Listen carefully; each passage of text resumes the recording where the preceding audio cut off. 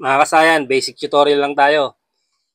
Solusyon o diskarte sa maluwag na rubber damper ng ating motor. Kahit anong motor ang model natin ay Euro 150 Dang Hari. Mga kalog na rubber damper. Ayan siya kasayan, no?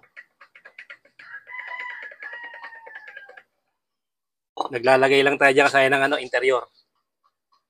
Interior lang yung nilalagay natin na sapi para mawala yung pagka kalog niya.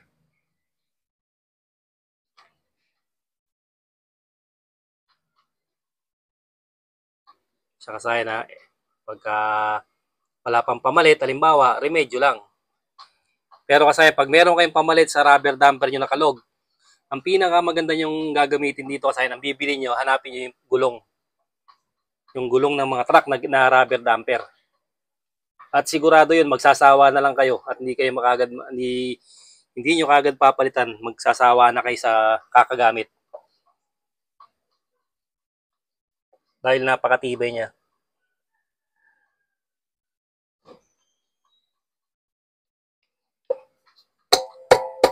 Pag naano mo na siya kasayan, hindi na siya kakalog. Pag maluwag, nasa interior lang yung idodoble mo sa kanya. Yung mga gulong, yung mga ganyang gulong kasayan, yan, halimbawa yung gulong ng van.